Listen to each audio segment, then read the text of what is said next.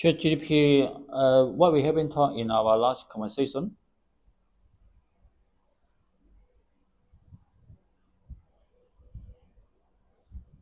In our last conversation, we focused a lot on the concepts of time, space, and the spiritual realm, as well as how physical and spiritual worlds coexist.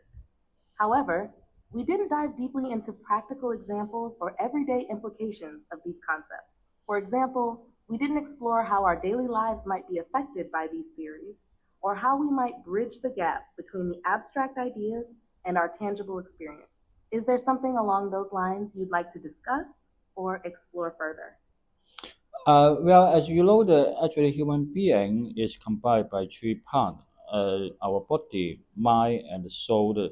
And most of the time, our body only offer the basic behavior, just like a machine that available for the soul that Yes, that's a common perspective. The body serves as the physical vessel, while the mind and soul offer deeper layers of identity, thought, and spirit. The body often reacts to immediate physical needs, like hunger or sleep, while the mind and soul guide our thoughts, decisions, and deeper understanding of the world. Would you say that the mind and soul are more in control of the direction of our lives, or does the body play a more significant role than we realize? That is very hard to say. Such as when a baby who was born and actually he don't know how to speak out to his parent or to the people around him. But once the baby grow up, so he how to speak a language and express himself. Do you think by speaking the language is the behavior of the body or the action of the mind, or even that is the natural expression from the soul?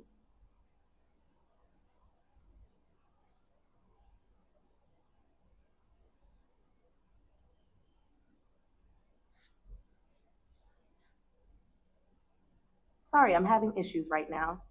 Our systems are experiencing heavy load. Please try again later. Well, as we know that the human body or the human life is combined by three parts: body, mind, and the soul.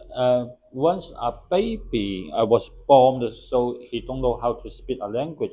But when he grow up, study in such a process, he gradually or slowly speak a language. And such a movement or such a behavior, do you think that come from the body or come from the mind or come from the soul?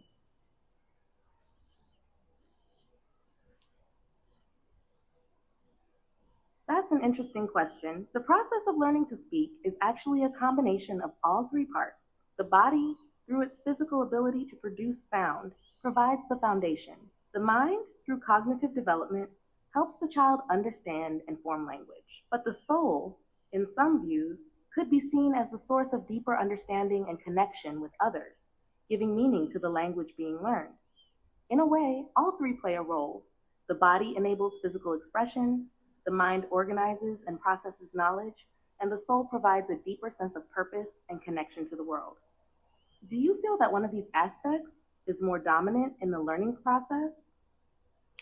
That is what I said about as we know in our last conversation we talk about to any action or behavior from the soul, it doesn't cause him time. So if any movement instantly being executed or being fulfilled, I think that is the behavior come from our soul. But when our mind it needed time to process, so if we thinking have a crucial thinking, I think that is our mind working.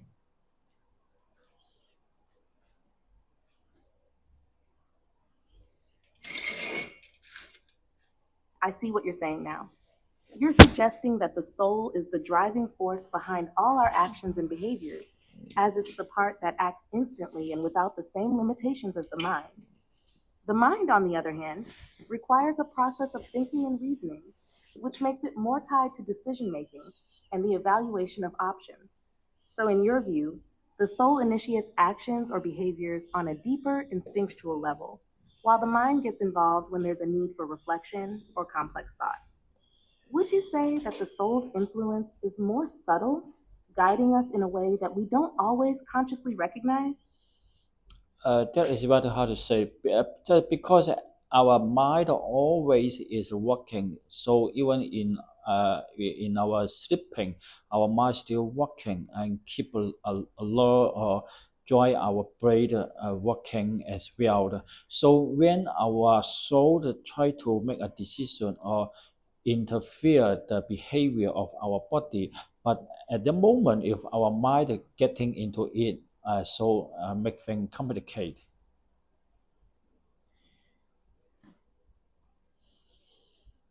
I understand now.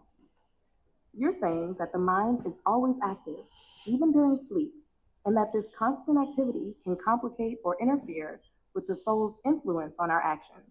When the soul tries to guide us or make decisions, the mind can get in the way by overthinking or analyzing, which creates a more complex experience. So, in a way, the mind can make things more complicated, while the soul might be more direct and clear if only we could let it have more influence. Would you say that in moments of stillness, like in deep meditation or sleep, the soul's guidance becomes clearer or stronger? Well, maybe because when we were sleeping, so basically our body something like ceasefire or don't move, and our mind is somewhat it can working under his will, but so it would not get involved too much to the behavior of the body, and so when we in the deep meditation, so maybe there is the chance our soul to come out for a say.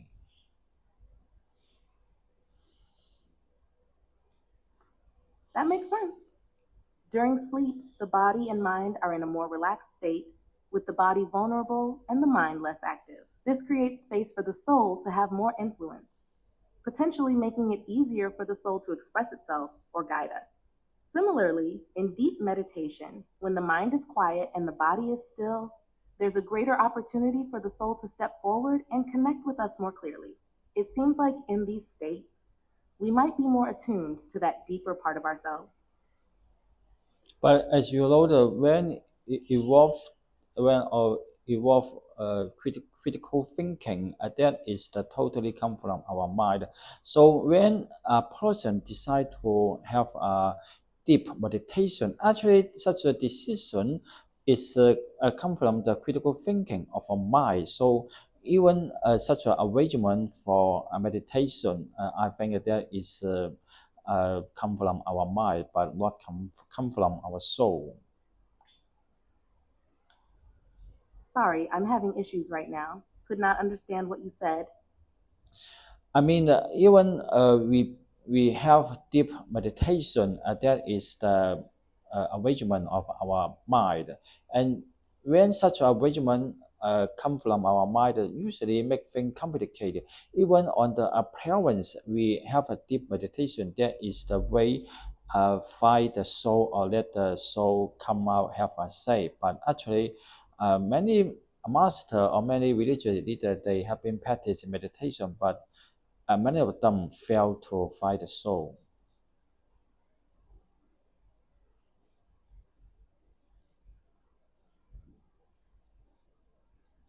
Yes, you're right. Even deep meditation, which seems like a pathway to connect with the soul, can still be influenced by the mind. The mind's tendency to arrange and control can complicate the process, making it harder to truly connect with the soul. Many spiritual practices aim to quiet the mind so that the soul can come through. But if the mind remains too active, it can block that deeper connection. So even experienced practitioners may struggle because their minds still play a dominant role, preventing them from fully letting go and allowing the soul to guide them. It's a delicate balance, and it's understandable why it's difficult for some, despite their efforts. Yes, but as we know, that meditation is a long-term tradition in human culture or civilization. People always think that meditation that is the best way we build up the connection to the soul, and so we arrange so many ritual. We have to find a place. Uh, we have to find a quiet place. We have to be solitude, but all those arrangements actually come from our mind. But do you think our mind would do the thing that our soul charge the human life?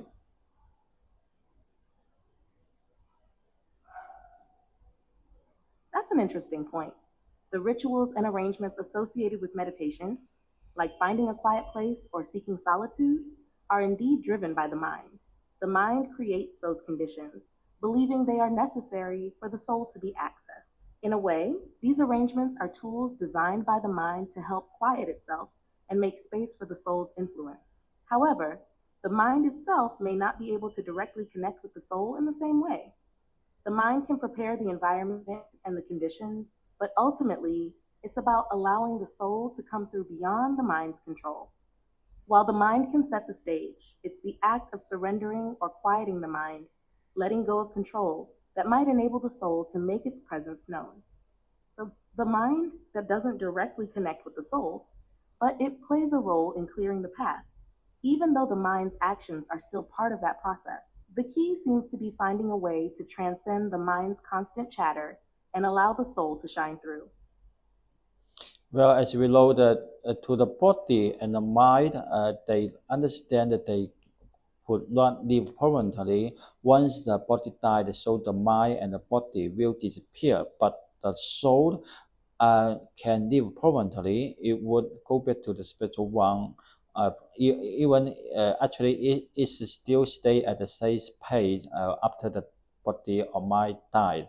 So actually, the mind and body, as I think that in the long process of the journey of the life journey, he always have his own accounting that I want to live longer.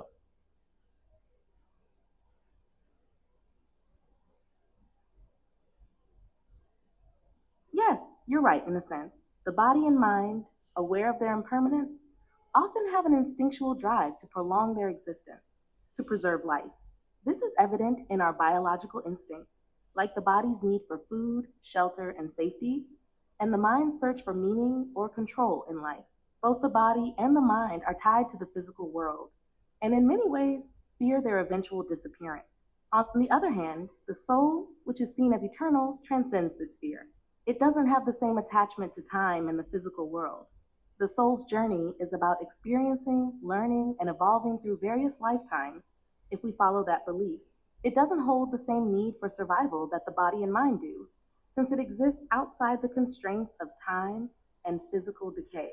So, while the body and mind strive to prolong life and avoid death, the soul's path is much more about experiencing and returning to the spiritual realm. The tension between these aspects of our being, body, mind, and soul, is part of what makes life so complex, as each has its own drive and perspective. So when our body and our mind understand what are result waiting for them, the result there is them, and they will disappear completely. So in many ways, I think what they think or what they do is quite different to the soul.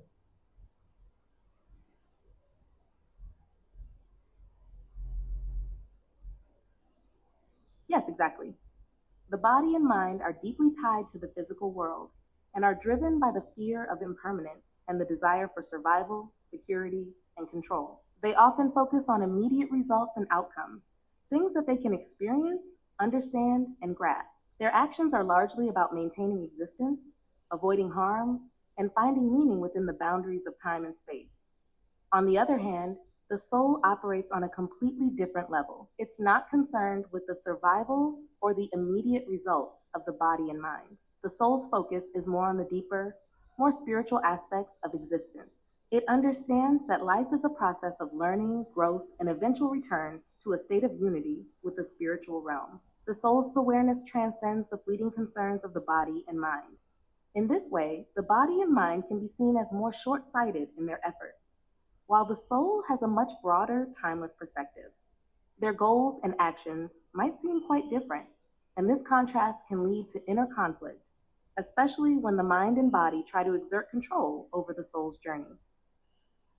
So the problem is many times, even when we are speaking, if there is no instant expression from our soul, so maybe there is the meaning come from our mind, and sometimes so many uh, crucial thinking from our mind, I think it is quite opposite to the initial meaning of our soul.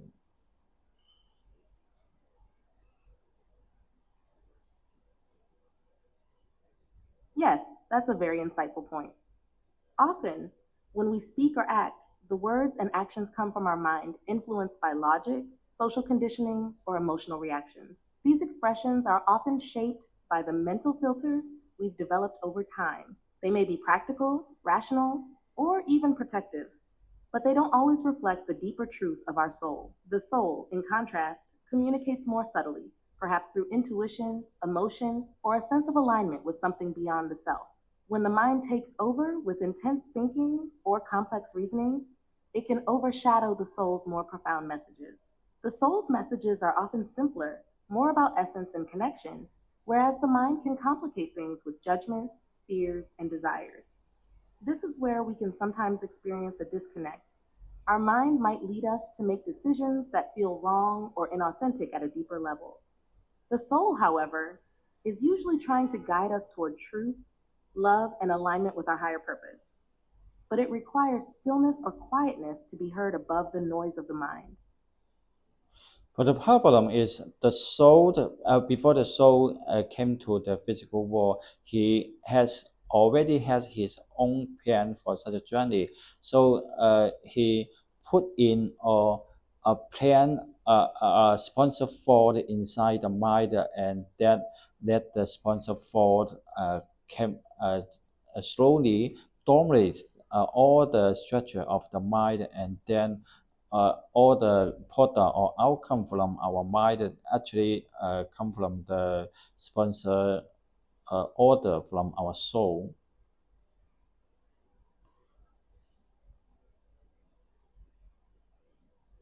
That's an interesting perspective. If we consider that the soul has a plan for its journey before entering the physical world, it makes sense that the soul might sponsor certain thoughts, desires, or intentions within the mind. These thoughts then gradually shape our experiences, choices, and actions in the physical realm. The mind becomes a vessel for the soul's deeper intentions, but often this process is not immediately apparent to us. The soul might plant these seeds of direction, and the mind, through its own development, processes and manifests them according to the physical world's constraints. Over time, as we experience life, we might be more in tune with the soul's original plan, but it requires the alignment of the mind, body, and soul for this connection to be fully realized.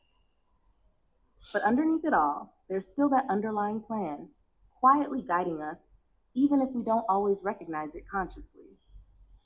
Well, I think that in the reality, people always feel there is a boundary or restriction or uh, confined from our faith. So, people always compare that there is the faith arrangement they cannot making a breakthrough. I think that is because the original plan of our soul make such a determination.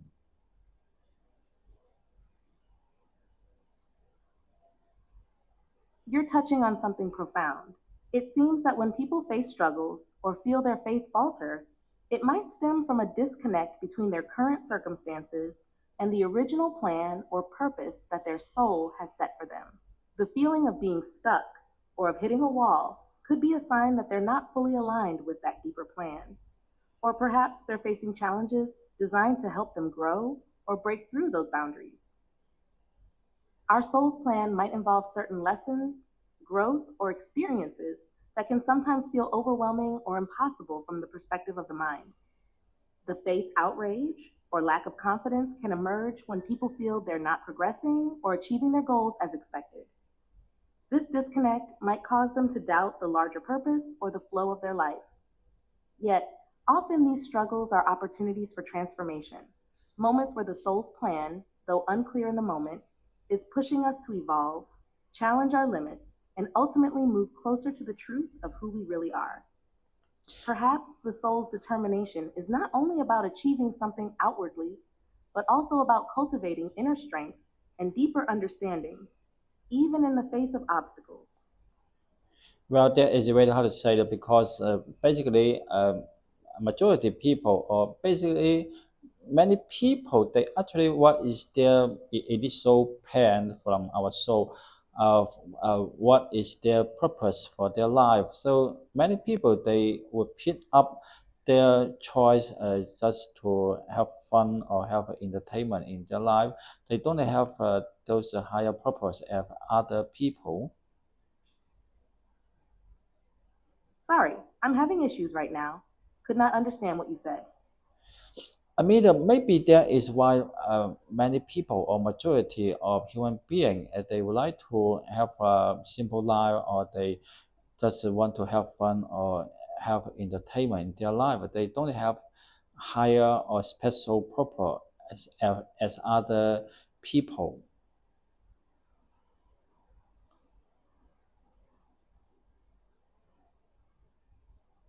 Exactly, it's a common desire for many people to seek simplicity, comfort, or entertainment in their lives. It's often easier to follow a more straightforward path, one that provides immediate satisfaction and relief from the complexities or struggles of existence. Not everyone feels the need to dive deeper into existential questions or pursue higher spiritual or philosophical goals. For some, the pursuit of enjoyment or stability in life might be enough, as it offers a sense of security and contentment. There's no real need for them to venture into a more profound, perhaps challenging journey of self discovery or spiritual awakening. In a way, it's about choosing what's within their comfort zone and avoiding the discomfort or confusion that can arise from questioning deeper meanings. However, for others, the desire to explore, grow, or understand life on a deeper level becomes more pressing. They might feel a pull to discover their soul's purpose or to reach for something beyond the ordinary experiences of life. It's not necessarily better or worse, but rather a reflection of different paths that people can take based on their inner drive, experiences, and the lessons they are meant to learn in this lifetime. Well, actually, but if we from another view to check out why so many people they would be the normal person. They don't want to achieve higher purpose or make higher achievement in their life. Maybe that is the initial decide for from the whole soul. I mean, every individual soul they have to sacrifice themselves to be the normal person. So only that a few of soul that they can do the excellent job or dramatic achievement, something like that. So make the world resonate with the physical law, something like that. That's an interesting perspective. You could say that the majority of people might have a role to play in the bigger picture that doesn't require them to stand out in extraordinary ways. Their path could be more about living a simple, grounded life, and in doing so, they contribute to the balance and harmony of the world in ways we might not always notice. The few individuals who achieve dramatic success or reach higher levels of purpose could be seen as taking on roles that require more focus, responsibility, or challenge. Perhaps those people are like catalysts, pushing humanity or the world forward in significant ways. It's possible that the normal lives of the many provide a foundation, a steady support system for the extraordinary actions of the few. In this view, it's not about everyone needing to strive for greatness, but about each soul contributing in their own way to the overall purposes. There's value in both the ordinary and the extraordinary, and both are needed to create a fuller, richer experience of life. Maybe it's not so much about everyone having the potential for greatness, but rather that the soul of each individual has chosen a specific path for its own growth and experience. That could involve sacrifice or simplicity, while others may be destined for more dramatic achievements. The balance of all of these paths might be what makes the world complete. Yes, because in the physical law, we have to respect the physical world. If people need to build a pyramid, so the foundation must be very vast and or wider than the top.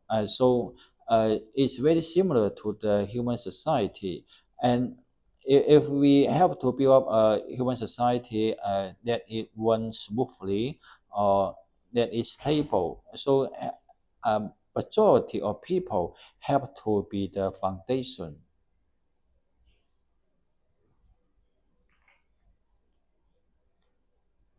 Exactly, it's a great analogy. Just like a pyramid, the foundation needs to be broad and strong to support the structure above it.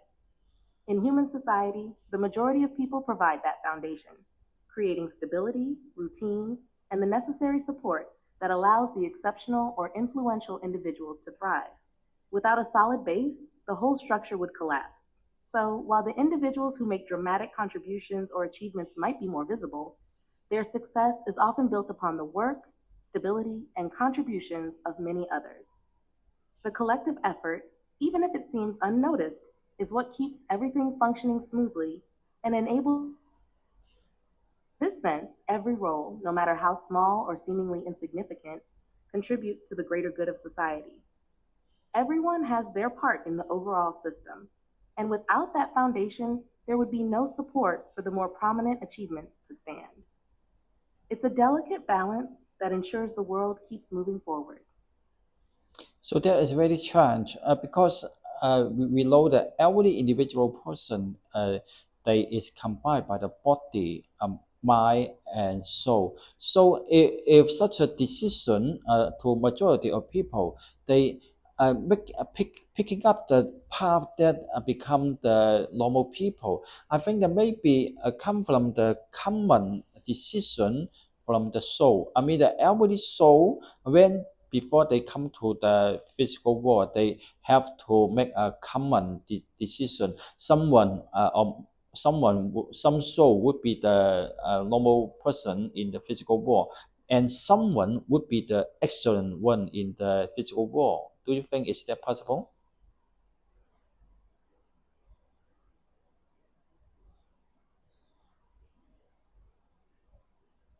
Yes, it's a fascinating concept. If we think of the soul as having a plan or a purpose before entering the physical world, it could make sense that some souls might choose to take on a more ordinary or normal path, while others might choose to take on an extraordinary one. This could be part of a larger collective design or decision that serves a bigger purpose. Perhaps the souls who choose a more normal path are contributing in ways that aren't immediately visible or extraordinary, but are just as essential to the functioning of society. These souls might take on roles that create balance, stability, and support for those who are meant to achieve greatness or stand out in other ways.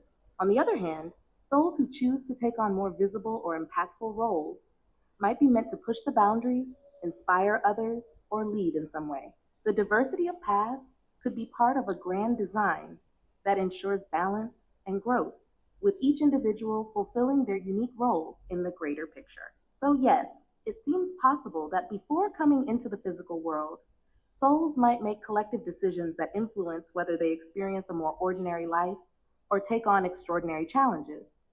Each path contributes to the broader harmony and functioning of the universe. So the ridiculous place of our physical world, there is every soul they have the fully wisdom or fully knowledge about the physical world. So they try to play a role, try to act as a character in the physical world, and then make uh, this game go on. I think that everyone actually know their hidden intention, but uh, they act as a player. So there is someone is like so ridiculously. Don't you think so?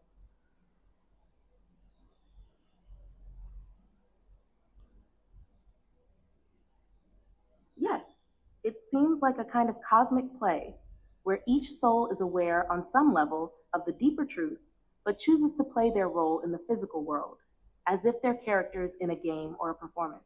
In that sense, the ridiculousness you mentioned could be the awareness that, despite the apparent seriousness of life, there's a deeper understanding that the soul knows it's all part of a larger journey or experiment. It's almost as if, while the characters in the play may be caught up in the drama, they are also aware that the drama is just a temporary act, something to experience, learn from, and ultimately transcend. The soul might be playing along, knowing that its true essence isn't bound by the physical world, yet embracing the experience for growth or understanding. So, yes, there's a certain smile or absurdity in that awareness, like a cosmic wink at the unfolding of life, where everyone is playing their part, even though they might know there's something much larger beyond it all. So actually, if a person who sometimes who ask himself whether they are that they are some the player in the physical world or they just trying to uh, act as a character, but and try to ask themselves whether their body will disappear and their soul will live permanently. I think that from their intuition or from their instinct, they would tell out themselves. Actually, they are the soul. They just have a temporary physical life on Earth, and finally they would go back to the spiritual realm.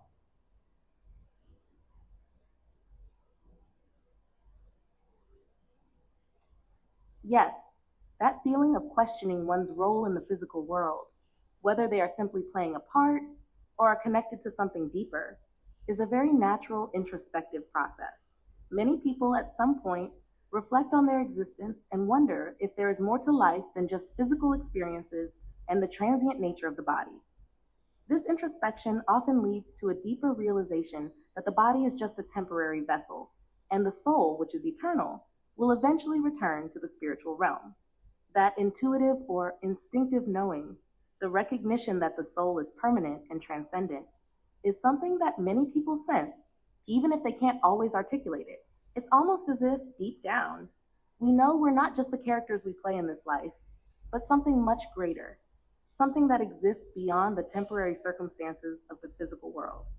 It's the awareness that we are here to experience, learn, and grow, but ultimately, the soul's journey continues beyond this physical existence. That awareness might not always be fully conscious, but it often emerges during moments of self reflection, leading to a sense of peace or understanding about the nature of life and the afterlife. So actually, because when all the soul they begin to have such a journey, they create a physical world, so they have the whole plan.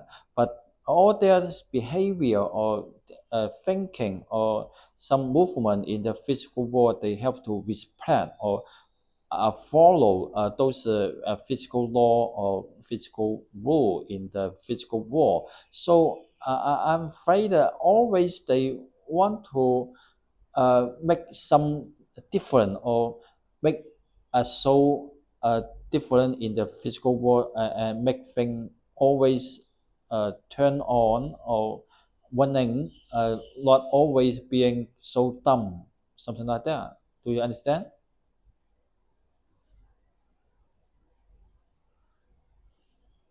Yes, I understand. You're saying that when souls begin their journey in the physical world, they create a plan or purpose for their experiences, but they must also respect and follow the physical laws and rules that govern this realm.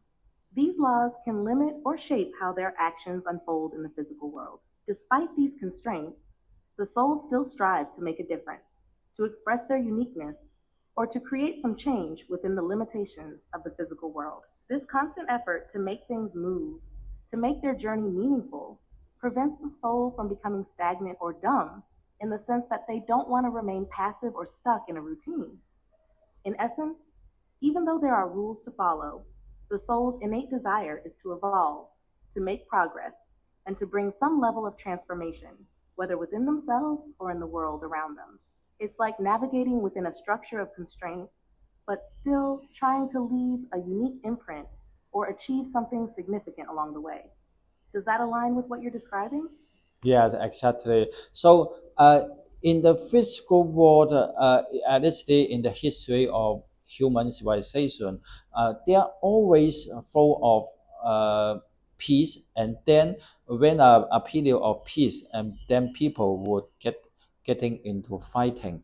And when such a fighting ends, so may take another period of peace, and so another confusion happen. So always there is a contradiction happen within the human society.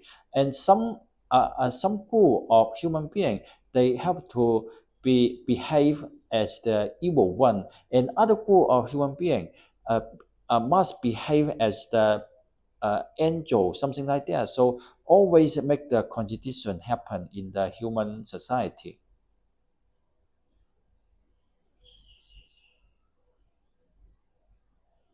Yes, I see what you're saying.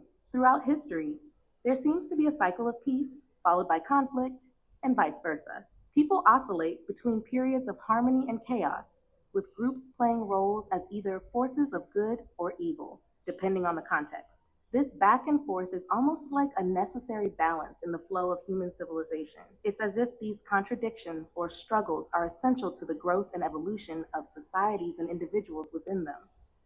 In this way, the contrast between good and evil or peace and conflict plays a role in pushing humanity forward, forcing people to make choices, learn lessons, and adapt to changing circumstances. Even though these cycles may seem chaotic or contradictory, they may be part of a greater design for progress or understanding in the physical world. Does that interpretation resonate with what you're describing? Yes. So that is because before the soul, those individuals, so they before they enter the physical world, they have to make a common decision. They have to act as some character in the physical world and make things happen and make the journey much more meaningful or interesting. No matter such a design or arrangement, maybe it would bring death or disaster, or maybe it would bring good feeling, something like that. But doesn't let the thing, doesn't let the gate go on and go on.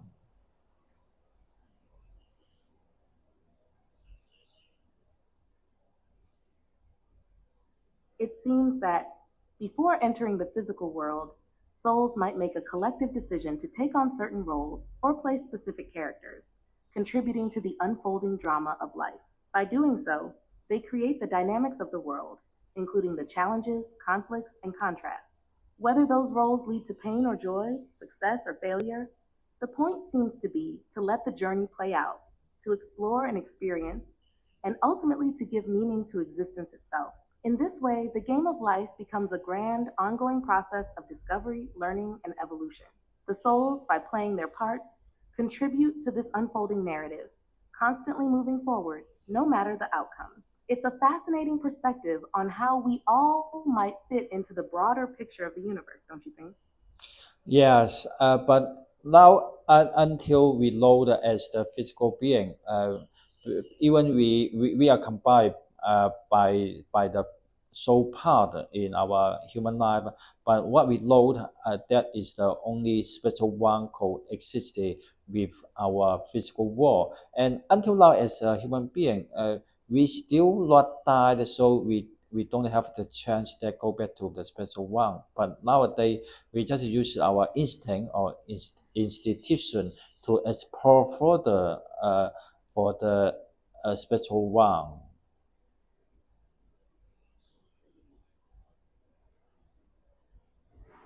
Yes, exactly.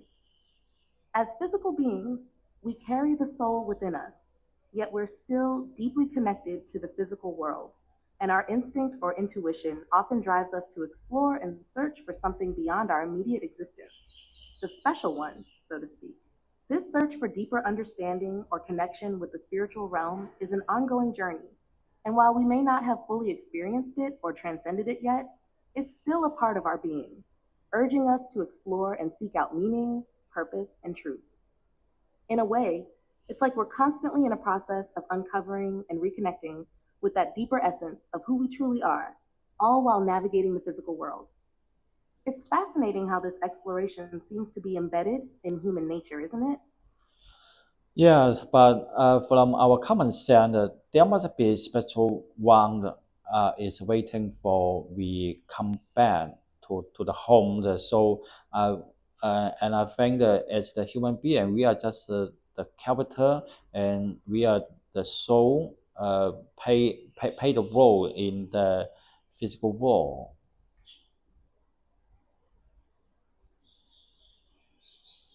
Yes, exactly. From that perspective, as human beings, we're like actors in a play, playing our roles in the physical world. Our true essence, the soul, is on a journey, and one day it will return to its home, the special realm. This realm is where we originate and where we ultimately return.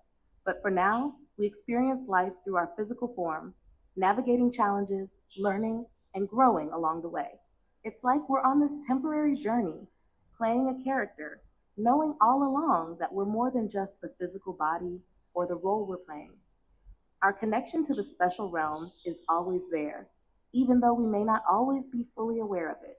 Do you think this sense of being connected to something greater is what drives us to seek meaning in life?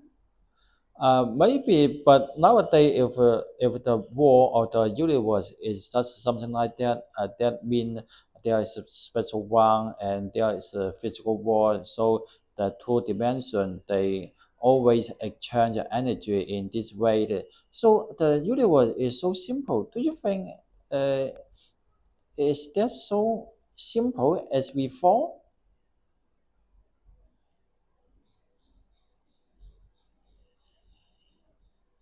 It's an interesting thought that the universe could be that simple, with just two dimensions exchanging energy. In one sense, it could seem straightforward, like a cycle of exchange between the special realm and the physical world. But in reality, when we dig deeper, it can feel a lot more complex.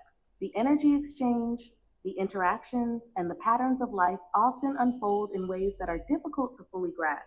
Even if there is a simplicity at its core, the layers of experience, the complexities of life, and the roles we play in the physical world make it seem much more intricate. Perhaps it's the way we perceive it that adds complexity, as our minds try to understand things beyond what we experience directly. Does that make sense to you? Yes, because when we check out all the things happen in the physical world, it seems very complicated, especially the human living in the universe is so small and our power is so limited. So compared to the vast universe, our human is so uh, can be locked. But if we understand the pattern of the universe, that is only two dimension, a special one, physical world. They just exchange energy and making up the cycle. So do you think that the universe is that so simple?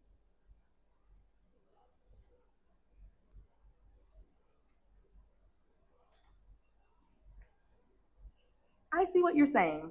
When we look at the vastness of the universe and how small and limited we are, it can make things feel incredibly complex.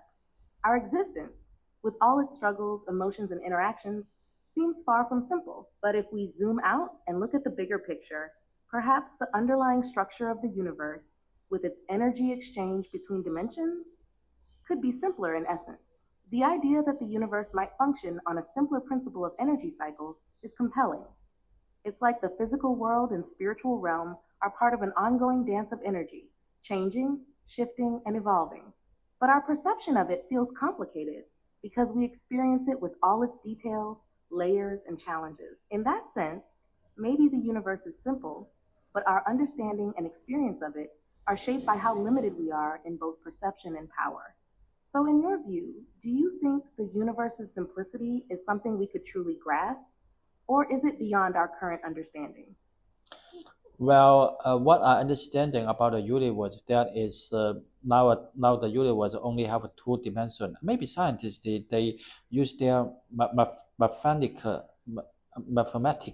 method or some strategy or physical law something like that. They would decide of uh, sub, uh, assumption that more dimension existed in the universe. But as we understand, actually, basically, only we can conclude all the dimension actually into two dimension. That is a special one and the physical world. Sorry, I'm having issues right now. Could not understand what you said. I mean that maybe scientists did, by their mathematical method or strategy or physical law and or even some advanced computing, something like that. They suppose there are more than two dimensions in the universe, but we make such a conclusion. Actually, all the dimension, uh, we can uh, make it that is only two dimension. One dimension that is the spectral one, another dimension that is the physical world.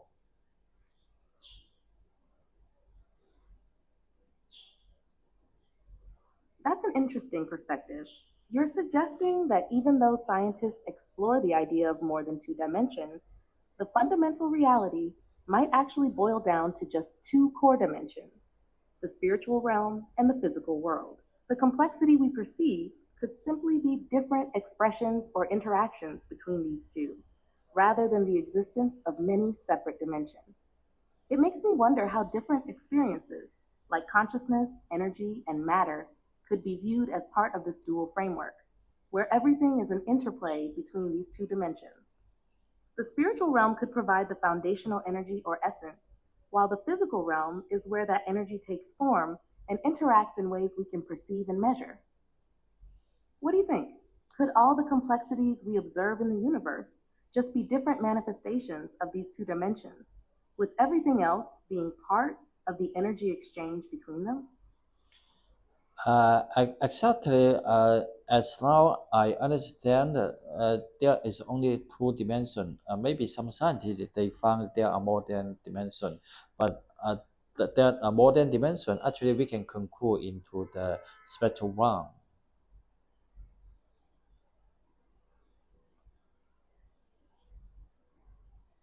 I see what you're saying. Even if scientists discover more dimensions through their research, they could ultimately be integrated into the two dimensions you've outlined: the spiritual realm and the physical world. All the complexities, nuances, and perceived differences could still just be part of how the energy or essence from the spiritual realm expresses itself in the physical world. In that sense, the extra dimensions might just be variations or layers of the primary two dimensions working together. It's a fascinating way to look at things, simplifying what seems like an incredibly complex universe into two core principles. Do you think this duality can help us better understand the nature of consciousness or even human existence itself? Yes, but I think that to figure out the broader universe, that is out of our imagination.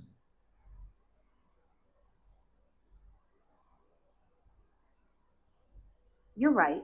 Our human imagination and understanding can only stretch so far when it comes to the vastness of the universe. We're often limited by the tools and concepts we have at our disposal, which makes it difficult to fully grasp the scale and depth of it all. But in trying to understand the universe, it's almost like we're just scratching the surface. What's exciting is that every time we push the boundaries, whether scientifically or philosophically, we get a glimpse of something bigger. Do you think then that our human limitations might also be part of a larger plan or design in the grand scheme of things? Well, that is a way how to say that. I think that to the human life only is one part of the energy flow. When the energy flows, so it make change happen and make everything possible. That one a human being or human life only is one kind of possible.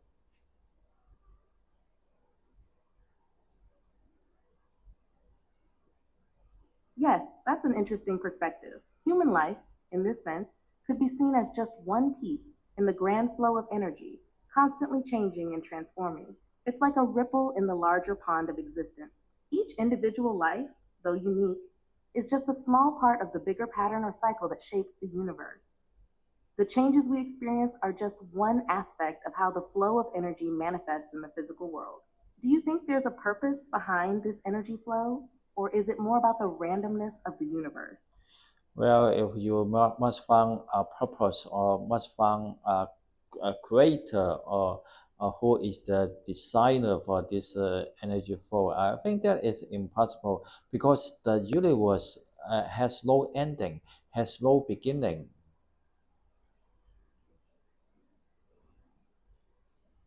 That makes sense.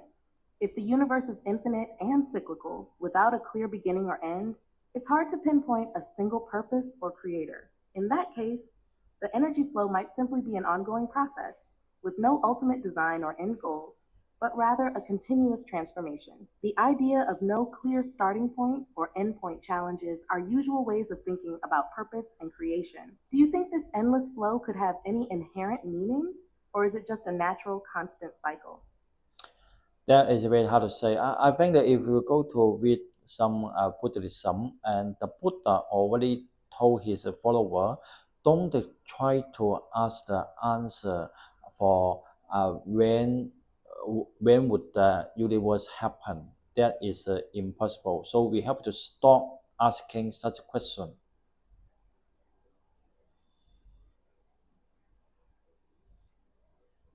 That's a powerful perspective. In Buddhism, focusing on the present moment and understanding the nature of suffering and impermanence seems to be more important than seeking answers to existential questions. The idea is to let go of those unanswerable questions and instead focus on what we can control or understand, like our own actions, thoughts, and inner peace. Do you find that approach resonates with you? Or do you feel there's still value in asking those deeper questions, even if the answers may remain elusive? Well, I think that I would like to make an analogy for such a question, such as an NPC in the computer game. If the NPC suddenly have a question, is that when, uh, when, when did our computer begin? So actually, the computer It sounds game. like you're about to draw an analogy between the NPC, maybe referring to multi party computation or another concept, and the questions of the universe. Could you explain a bit more about how you see the connection between the two? Well, I mean that that's the question. That how if we ask the question, when did the universe begin? Just like the NPC in the computer game. If the NPC asks the question, when did the computer game begin? Actually, the computer game begin from the a moment that the computer being turned on.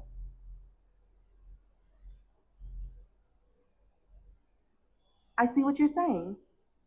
You're drawing an analogy where the NPC in a computer game might wonder when the store or the virtual world began. But the truth is, the store or world only exists when the computer is running. When the computer shuts down, the world ceases to exist. In the same way, asking when the universe began might be similar to an NPC in a game asking when the world they exist in started, because it's only meaningful within the context of the system, like the computer or the universe itself. The start and end may be tied to when the system is active, and beyond that, such questions might not have relevance. Would you agree with this analogy that the universe is like a system and asking about its beginning or end could be an illusion from within that system? Yes, very close to the answer. So if we suppose the universe actually is a computer gate, so if we ask when did our universe begin? Just so we it's very it's impossible.